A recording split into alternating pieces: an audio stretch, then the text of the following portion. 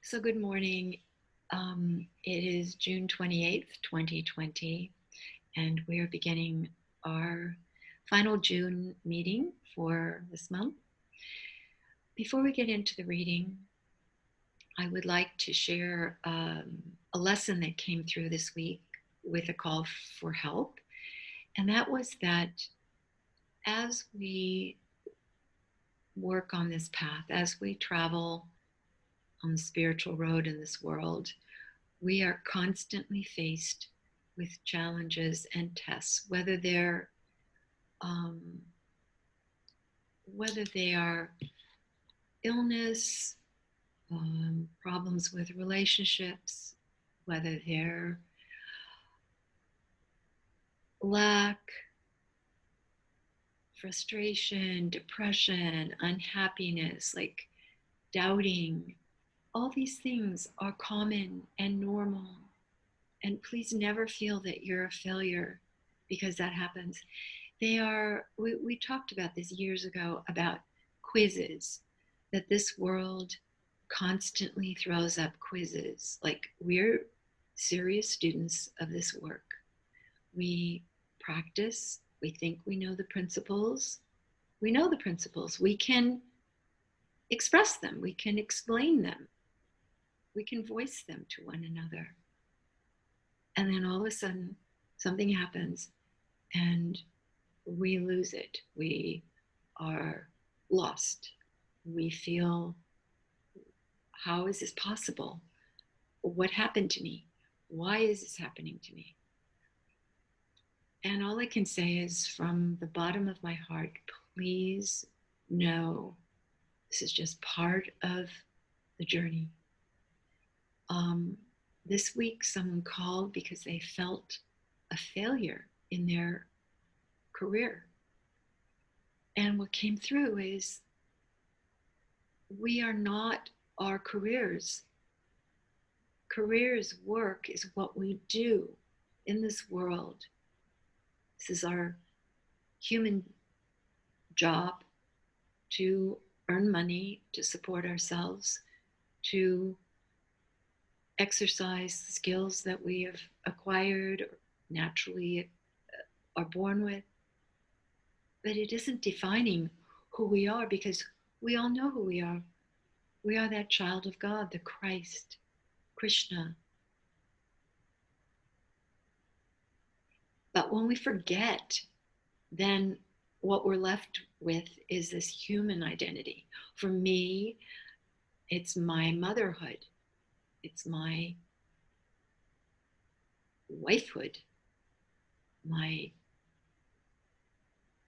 teaching identity. These are things I do, but I can't get attached to them as who and what I am. I am an expression of God. I do these other things. I may fail at those things. So we pick ourselves up, pat ourselves on the back, forgive ourselves, and start again. But trust me, from experience,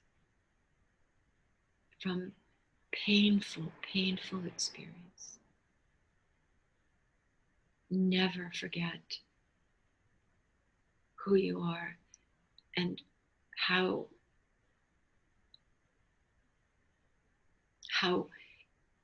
deep and important it is that you understand your true identity. Easy words, so easy. Easy to read, easy to hear. Oh yes, feels so wonderful. I'm a child of God. Until you get tested. Are you really? Do you really believe that? Because if you did, you would let God operate in your life instead of doing your job as a human being. We've all fallen for this. So thank you to the student who brought that lesson. I hope that it is of value to you here.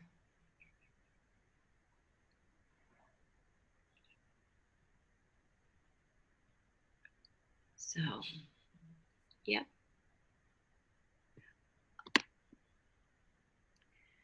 So let us go back to the final part of the monthly letter, June 1961. And the conclusion is called Practicing the Presence. The lesson this month has been God being omnipotent, omnipresent, omniscient, and I like to add omnibenevolent, all-loving. When we are acknowledging God as omnipotence, omnipresence, omniscience, we are practicing the presence of God, keeping our mind stayed on God, and we are setting up within ourselves an inner stillness that later becomes a receptivity to the presence of God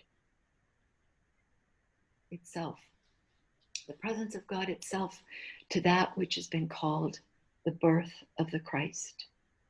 The birth of the Christ is that moment in our individual experience when nothing becomes tangibly something. Where there was a lack of something, all of a sudden there now becomes an evident presence, tangible, real, a power and a companion, a savior, a guide. From that moment on, we consciously abide in the presence.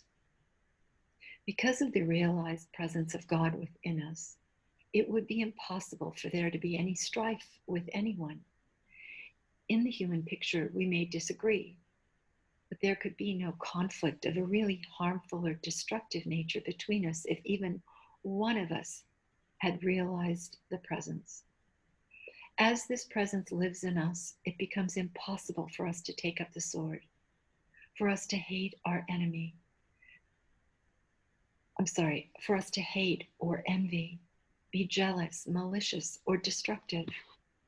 The entire secret of peace on earth is the establishing in our consciousness of this realized presence, which acts as a leveler in our consciousness, making us all equally children of God. This makes it possible to realize what the Master meant when he said, "Call no man your father upon earth, for one is your Father, which is in heaven." One creative principle. So we learn not to call our country, our flag, our flag. We give it its due, but we recognize that we are all of one spiritual household.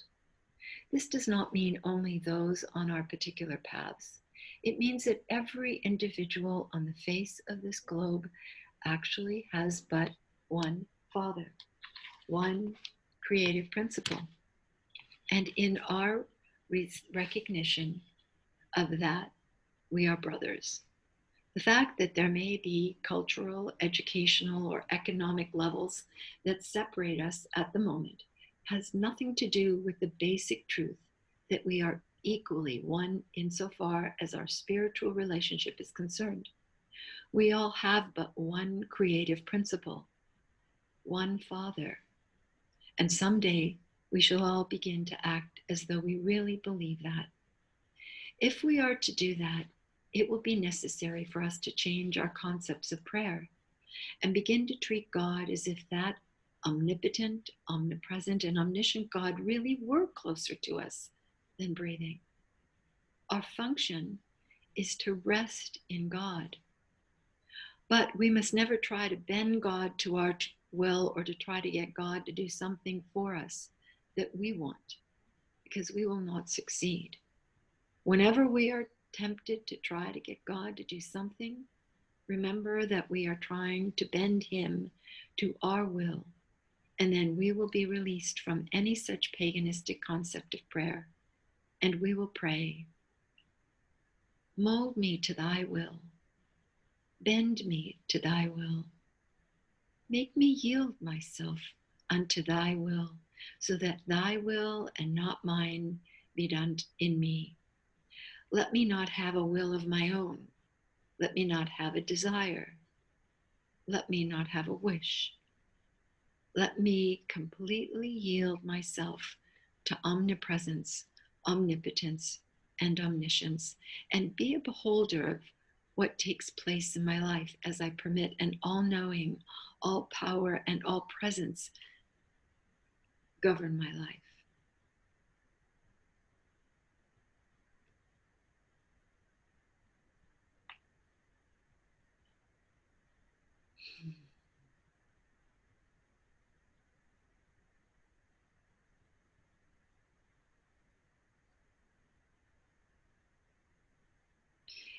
So you see that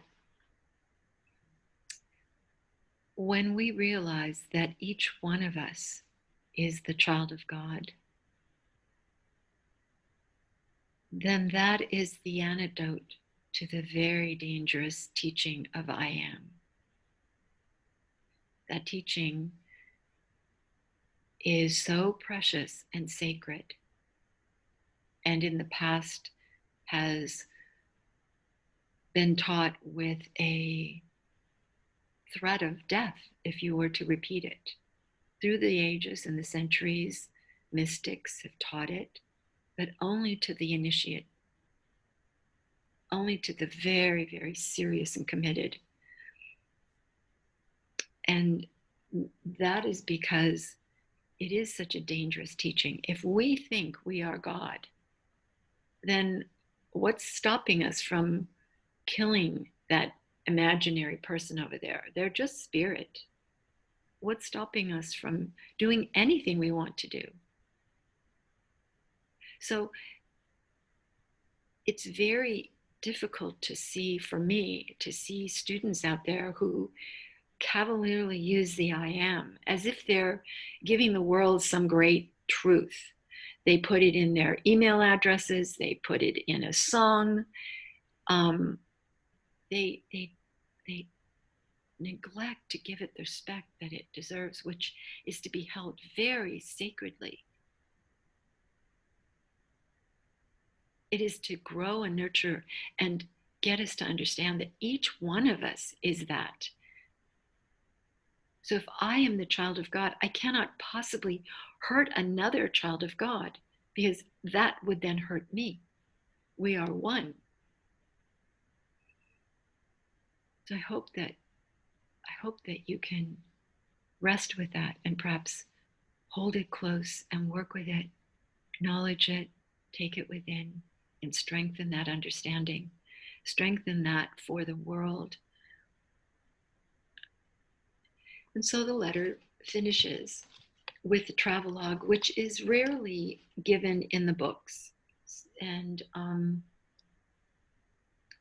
not sure this is so interesting, but I will read it and we'll see how you like it. Here in Los Angeles, where students are gathered all the way from Australia to New York and from the Canadian border to the Deep South, we have already had 3 public lectures and a closed class, in addition to 1 lecture for a religious science church in West Los Angeles, and a 4-session open class for religious science in Glendale, California. Tomorrow we leave for San Diego for a lecture and open class work with the Church of the Golden Key. Those of you who have attended our work in so many parts of the world understand the nature of this experience, and I can add nothing to what you already know. To those of you who have never partaken of a work of this nature, it would be impossible for me to convey what this activity means to us, except, of course, to tell you that with so many of our Infinite Way students who have been with us for many years, gathered together in one place at one time, the entire atmosphere is illumined with spiritual presence and power. Also, we are a step nearer to work in San Francisco.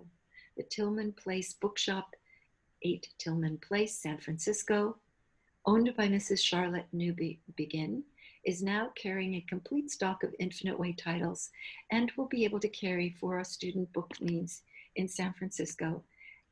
Care for our students' book needs in San Francisco and the Bay Area. Of course, there are other metaphysical libraries and bookstores carrying some of the writings, and students may continue to purchase them where they have in the past. But for those who have no such contact, Tillman Place Bookshop will serve a real need, and furthermore, it is in a position to handle the sale of books whenever any Infinite Way work is given in the San Francisco area. Many of you already know of the new work that has been undertaken by 30 of our students in forming classes for instruction in our basic principles through a knowledge of scriptural passages and the practical application of them in daily living. This preliminary work will help us establish a method of imparting the Infinite Way teaching to children. The subject of our Los Angeles closed class was resurrection, lifting up the Son of God in man. Actually, it was an impartation of the subject of resurrection in its metaphysical sense. That is, resurrecting the Son of God out of the tomb of the physical senses. It was also resurrection in the sense of rising out of the physical sense of body into the realization of spiritual consciousness as governing all form.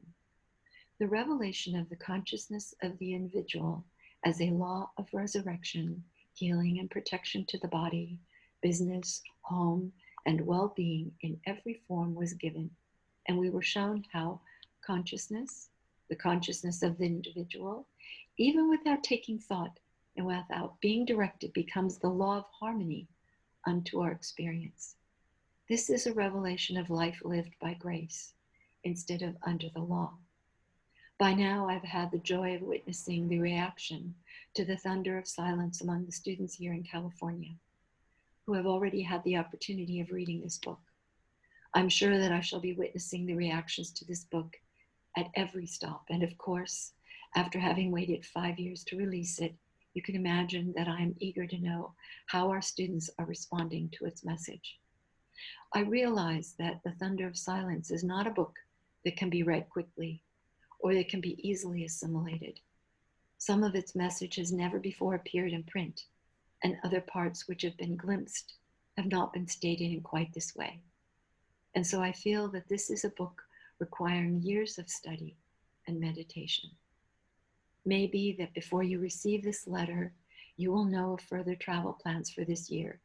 And it also may be possible that none of us will know these for some time to come, because at this moment, I do not see farther ahead than the early part of May. Aloha, greetings, Joel. And so that concludes the June letter for 1961.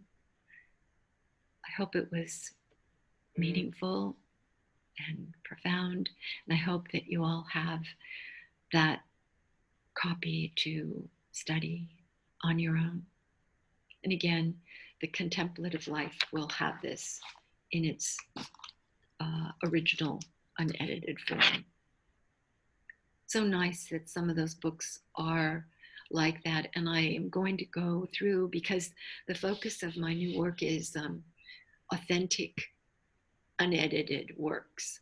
So we will be I will be making a list of books and published books and the monthly letter and all the places that we can find Joel's original works, which I think will be of super value, and they'll be online, accessible to everyone. There won't be a charge. So that is that. And I have a letter that I wanted to share with you this morning. I'm not sure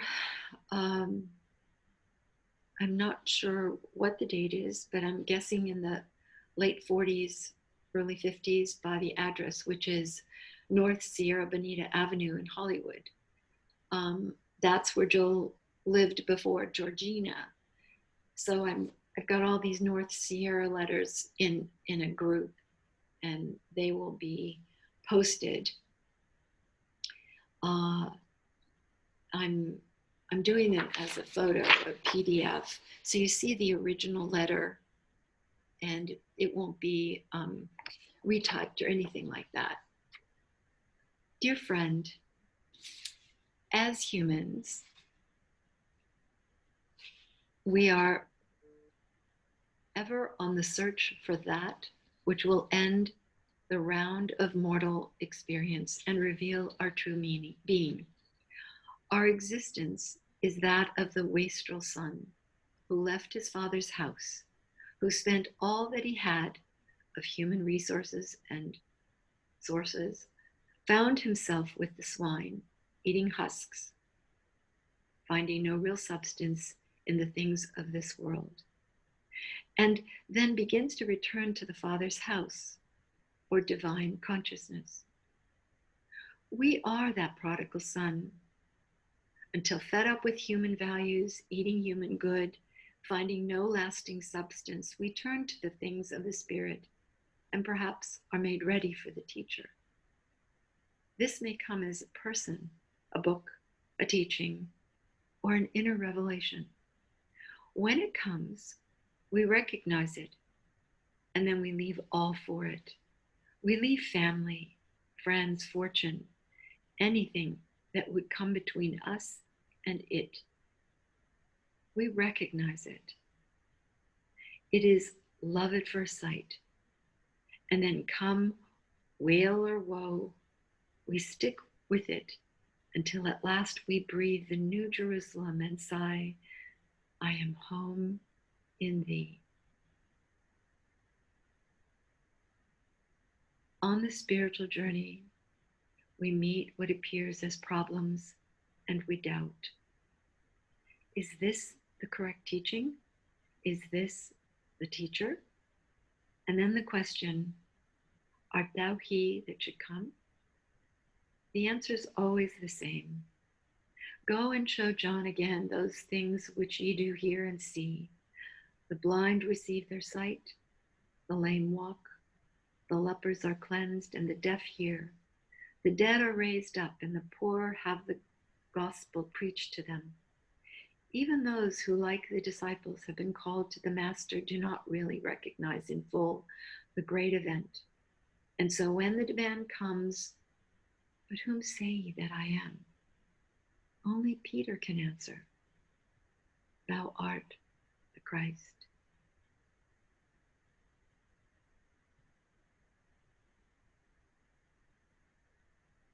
Whom say ye that I am?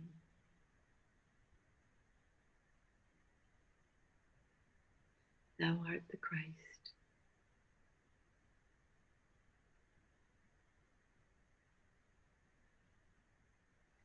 And we are home in thee.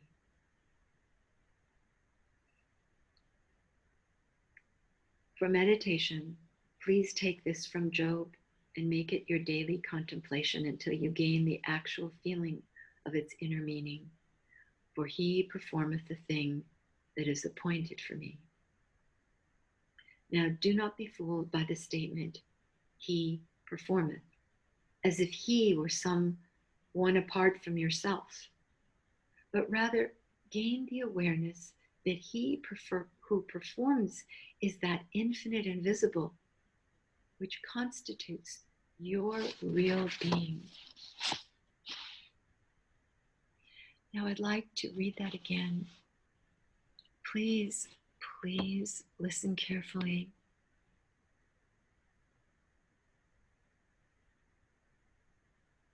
Take this within. It's so important. Now, do not be fooled by the statement, he performeth, as if he were someone apart from yourself, but rather gain the awareness that he who performs is that infinite invisible which constitutes your real being. When Jesus referred to it as the Father within, you know he meant the infinite invisible presence, which was his real being. Just as when Saul said, I live, yet not I, but Christ liveth in me. He meant that the Christ which lived in him was the essence or the infinite invisible of his own being. Neither Jesus nor Paul meant by the terms Father within or Christ liveth in me anyone or anything apart from their own being. Meditate, contemplate, for he performeth the thing that is appointed for me, with this in mind. Lovingly, Joel S. Goldsmith.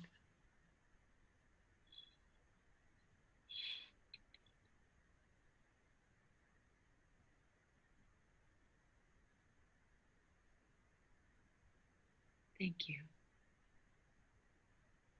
Thank you, Father, for today's lesson.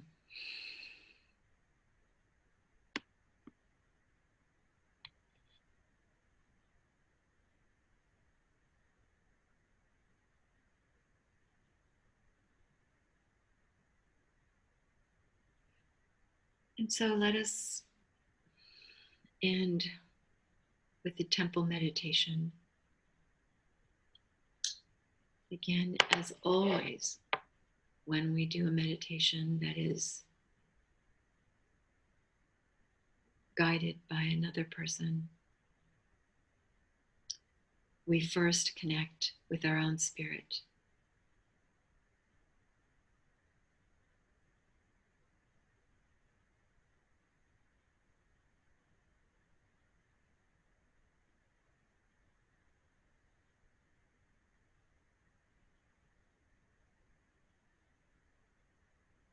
And this is what leads us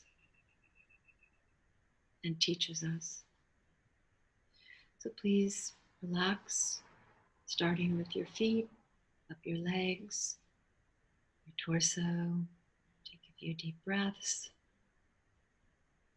Relax your shoulders, down through your arms to your fingertips, your neck, your head.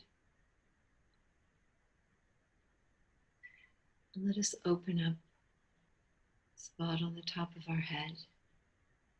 And let that golden beam of beautiful spiritual love and light enter our bodies and express through our heart.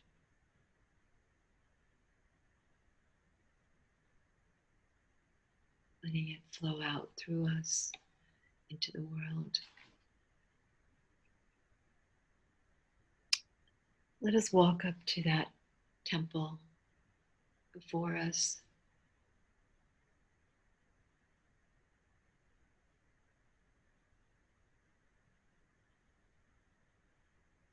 Holy place.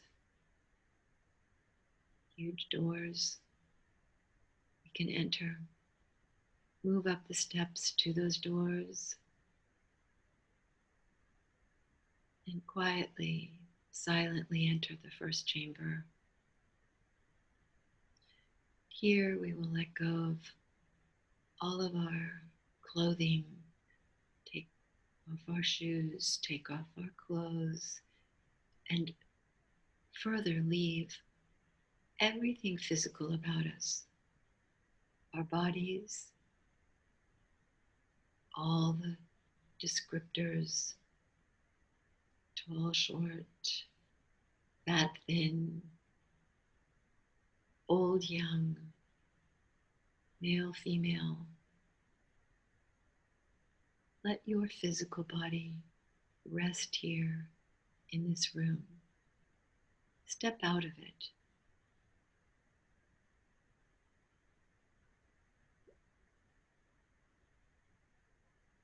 Now, when you feel that's complete, move into the second chamber. And here we will let go of all of our mental descriptions, our thinking, our intelligence, our opinions, our knowledge, our emotions.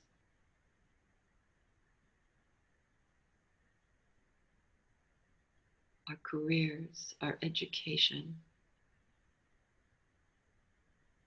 everything that defines you mentally. Your sympathies, your empathies, your likes, your dislikes, your hatreds, your forgivings.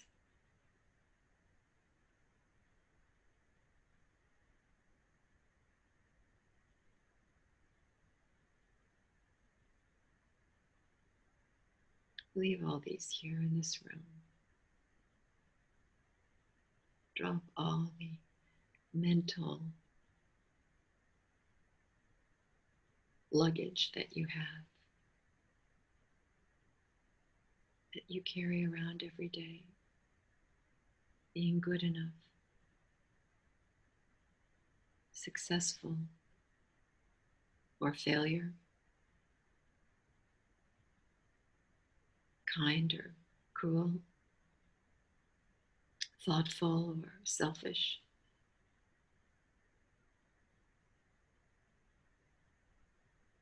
Narcissistic or empathetic, all these characteristics, drop them.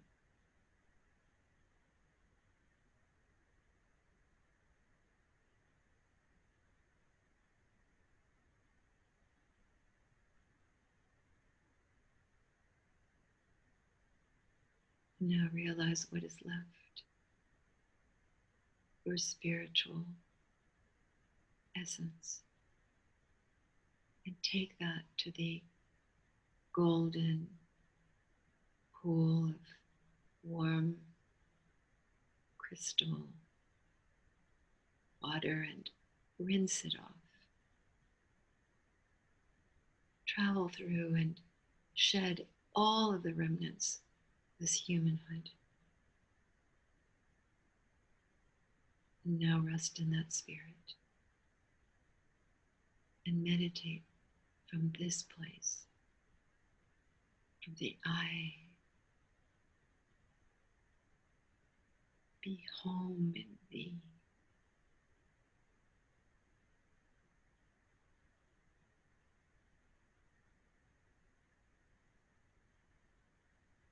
Not separate, not the prodigal. Come home to the Father, the omniscient, omnipotent, omnipresent Father, Father, Mother,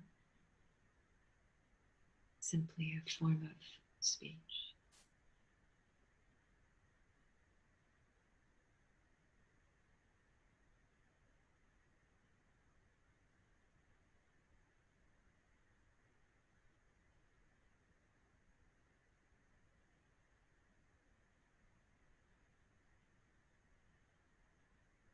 I am